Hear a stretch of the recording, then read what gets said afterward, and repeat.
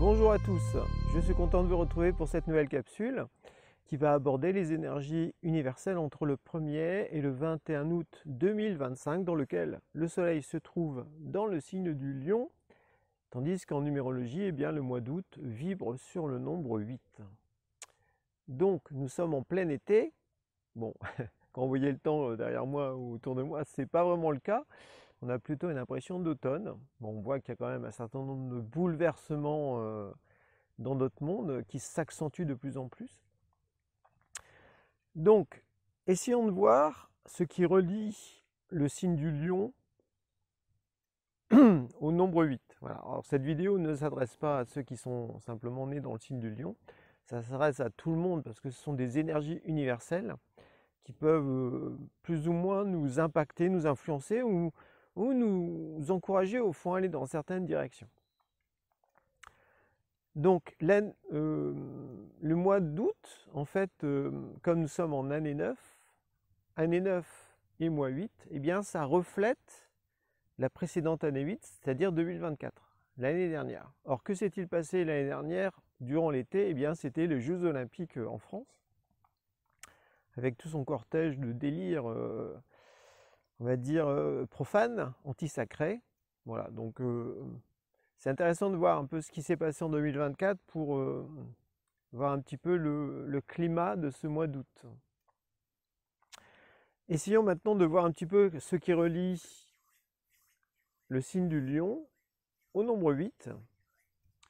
Donc d'un côté, le Lion est beaucoup relié à la lumière, à l'amour, à la générosité, au courage, au rayonnement, à la notion d'autorité, de bonne autorité aussi, de décision. Ça met aussi la notion sur la puissance. Donc c'est un signe qui montre une certaine puissance, la puissance solaire. Donc la quête d'identité aussi, dont j'ai parlé dans ma précédente vidéo. Donc il y a tout ça qui est à l'ordre du jour pour le signe du Lion, avec un côté leadership, un côté bref d'apporter, de rayonner quelque chose de bien dans le monde. Quand cet aspect-là est dévié, ça nous donne quelqu'un qui est très fier, qui est très arrogant, méprisant, orgueilleux, voilà, et qui veut dominer, qui veut tout contrôler. Donc on voit beaucoup ça parmi les politiques, dans tous les pays globalement, hein, où justement il y a ce mépris du peuple, il y a cette arrogance, il y a le fait de se sentir au-dessus de tout, au-dessus des lois, au-dessus des gens, et puis de vouloir imposer au fond sa volonté. Donc il y a une profonde immoralité qui est derrière ça. Autant le lion, le bon lion, lui, est porteur de vertus morales, il est porteur d'un code d'honneur, dans le bon sens du terme, autant le lion qui s'est tourné vers le mal, lui est très méprisant, très arrogant, et il veut avoir le pouvoir, il veut dominer tout, quoi, en fait. Il y a vraiment ça. De l'autre côté, le mois 8, c'est un mois, ça peut être un mois karmique, dans le sens où il y a des choses qui émergent, parce que ce sont des conséquences de certaines décisions, de certains actes historiques. Donc ça peut remonter à loin, hein, voilà, ça peut remonter au début du cycle, donc c'était en 2017. Le mois 8, tout comme l'année 8, c'est toujours un moment où on récolte ce qu'on a semé, à la fois en bien ou en mal. Donc c'est à la fois valable au niveau des gouvernements, au niveau de la population, au niveau individuel, au niveau relationnel, bref. Il peut y avoir des retours karmiques assez conséquents durant ce mois 8.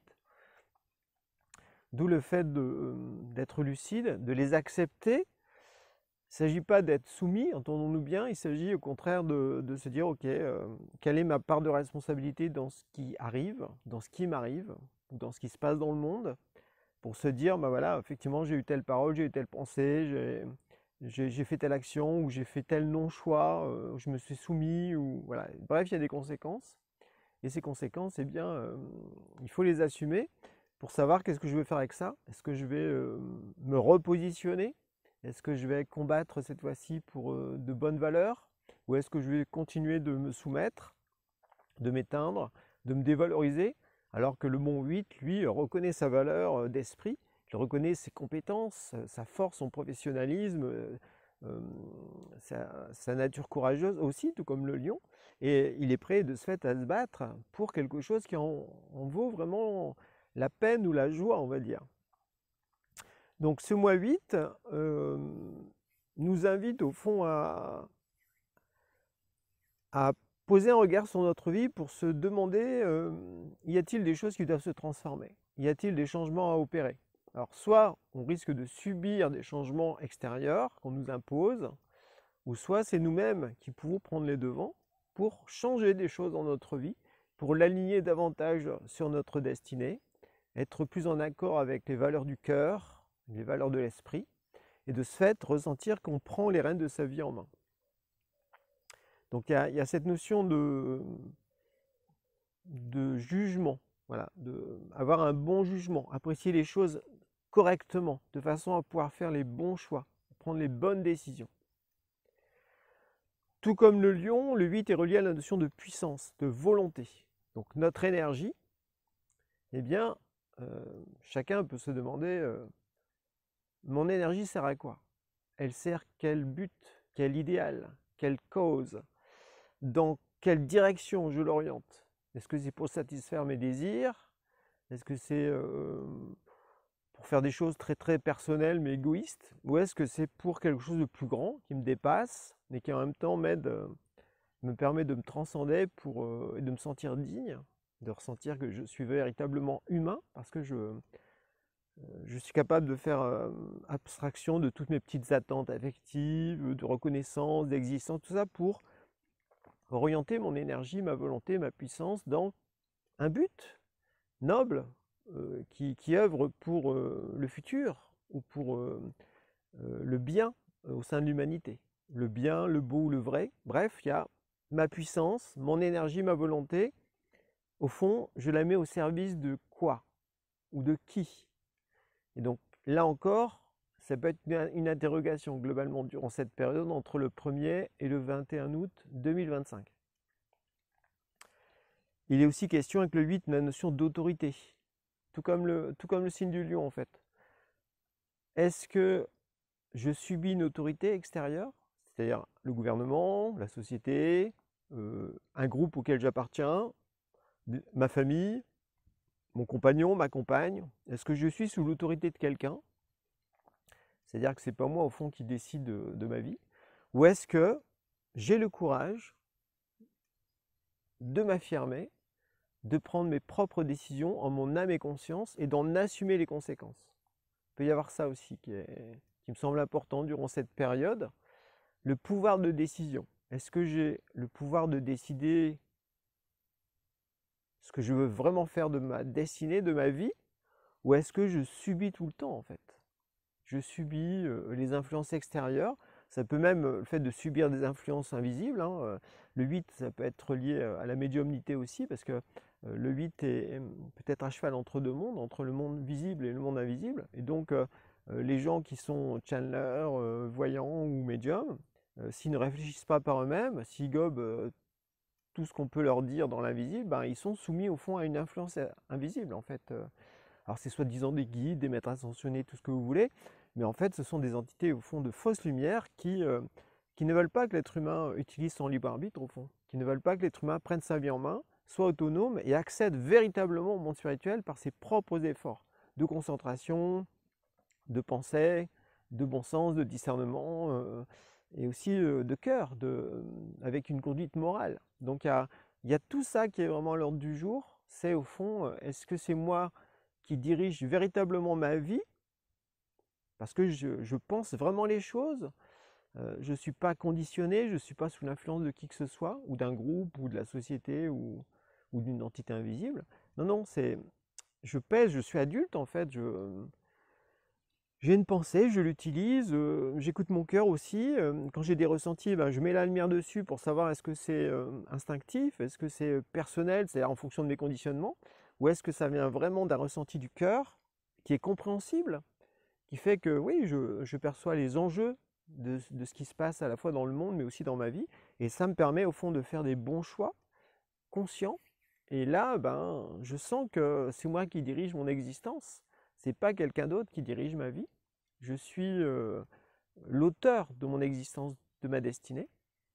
Et donc là, il y a un sentiment de ce fait de grandeur intérieure, donc le bon lion qui reconnaît sa valeur, tout comme le bon 8 qui reconnaît sa valeur, qui fait que oui, je me sens un être spirituel avec un libre arbitre et qui fait des choix et qui en assume les conséquences, qui est responsable vraiment de sa vie. Et de ce fait, qui utilise sa puissance, son pouvoir. La notion de pouvoir, c'est être capable de faire certaines choses. On n'est pas dans l'abus de pouvoir des autres, que les autres veulent avoir sur nous ou que nous voulons avoir sur certaines personnes. Non, on est dans la capacité de faire certaines choses. Parce qu'on a des compétences en soi. Certes, ça va demander des efforts, ça va demander des dépassements, mais on a cette capacité en soi, ce pouvoir de créer, ce pouvoir d'avancer, ce pouvoir d'évoluer en fonction de ce qu'on a décidé comme ligne directrice, avec justesse, avec discernement, avec clarté, pour orienter sa vie, sa destinée dans la bonne direction. Donc, ça c'est dans l'aspect positif. Dans l'aspect négatif, au fond, cette association du lion et du 8, ça met vraiment l'accent sur la notion d'abus de pouvoir, comme vous l'avez un peu certainement ressenti. Abus de pouvoir, domination sur son prochain, et donc à l'inverse, la soumission totale. Donc les gouvernements, bien sûr, sont très forts pour imposer leur volonté aux autres. Ils imposent des volontés au peuple, mais eux ne suivent pas ces directives-là, bien sûr, parce qu'ils sont au-dessus des autres. Donc là, on est vraiment dans l'arrogance du lion, puis aussi du 8, qui manipule, qui ment, qui veut vraiment avoir la mainmise sur les autres, diriger leur vie, en fait, considérer les gens comme des esclaves, tout simplement. Et je trouve ça normal. Donc, ça touche aussi derrière ça une profonde injustice. Voilà. Les gens sont voués au mal, en tout cas les hommes politiques, tous ceux qui dirigent tout ça, ouais, bon, ils ont choisi leur camp. Le fait, c'est de surtout pas adhérer à ce qu'ils proposent, et surtout pas attendre un miracle, en fait. Il y a encore beaucoup trop de gens qui croient à la politique, alors que quand on tire des leçons de tout ce qui s'est passé, même ces 5 dernières années, ou ces 10 dernières années, mais on voit que c'est qu'un monde de mensonges, d'injustice, de haine, de cruauté, de manipulation, de domination. En fait, voilà, il n'y a plus rien d'humain là-dedans. Il faut que l'être humain, vraiment, il apprenne à être l'auteur de sa vie, donc à faire en sorte d'être moins dépendant du système, en fait. Donc comment faire pour ne pas être dépendant du système? Parce que si on est dépendant du système, ben, on doit rendre des comptes. Donc forcément, on est soumis aussi à ces directives. Alors que si, par exemple, d'un point de vue du travail ou d'un point de vue financier, on est autonome, parce qu'on a un travail indépendant, on se débrouille, eh bien, il y a déjà plus d'espace de liberté par rapport à ça. Donc, le pouvoir de décision, c'est une des choses, je pense, à réfléchir. Est-ce que j'ai véritablement ce pouvoir de décision sur ma vie? Ou est-ce que je remets ce pouvoir de décision à d'autres parce que j'ai peur de mes choix aussi? Je peux te faire des choix, j'ai peur de me tromper, j'ai peur de mal faire. Il peut y avoir un tas de raisons en fait. Mais derrière tout ça, il y a souvent de la lâcheté, il y a un manque de courage. Et celle-là, c'est le lion en fait qui fuit, qui a perdu de sa superbe et qui se cache. Tout comme le 8, quand il est en manque, eh bien ça montre quelqu'un qui se croit vraiment nul, insignifiant, qui n'a aucune valeur, qui se dénigre beaucoup. Et donc il y a vraiment toujours des extrêmes entre le lion et le 8 qui se croit au-dessus, vraiment supérieur aux autres, qui se croit tout permis, qui est orgueilleux, dominateur, manipulateur, mensonger, tout ça. À l'inverse de tout ça, il y a le lion et le 8 qui sont tout petits, qui sont insignifiants, qui se dénigrent à fond, qui ressentent l'impuissance, qui se considèrent comme une petite chose, victime et tout. Et quand on écarte ces deux extrêmes et qu'on s'élève, le bon lion et le bon 8, c'est quelqu'un qui rayonne de belles valeurs morales, qui agit pour le bien, qui est généreux, qui qui a conscience du karma et qui sait que ben voilà, quand il prend certaines décisions, il y a certaines conséquences, il les assume. Et c'est quelqu'un qui met sa puissance, son énergie, sa volonté, ses capacités au service de quelque chose de grand, de noble, et de ce fait qui ressent qu'il fait partie de l'humanité et qu'il œuvre pour son évolution. Donc il y a vraiment cette dimension d'arriver à s'élever au-dessus de ces deux extrêmes pour être dans sa nature spirituelle, dans son bien, dans ce qui est véritablement vrai en soi, dans ce qui est véritablement beau, la beauté du cœur, la beauté morale. Et quand on s'élève comme ça, eh bien, comme c'est le signe de l'été, c'est aussi un mouvement ascendant, on tourne son regard vers le soleil, parce que le lion, le signe du lion est relié au soleil directement.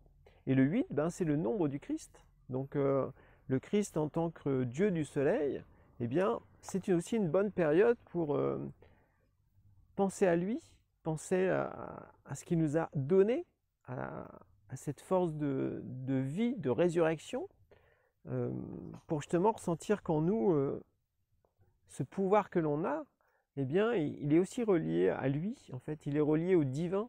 Le divin nous a donné le libre arbitre, nous a donné la faculté d'être libre, la faculté d'aimer, la faculté de créer le bien, et c'est comme s'il fallait redécouvrir cette capacité en soi, ou en tout cas se l'approprier en se disant effectivement j'ai ça en moi, pourquoi est-ce que je ne l'utilise pas?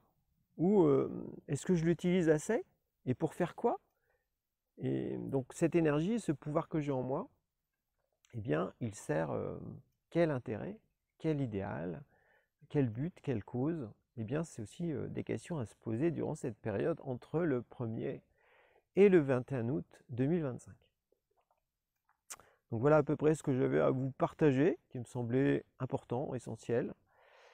Je vous souhaite à présent une bonne journée et au plaisir de vous croiser dans une prochaine vidéo. Bye bye!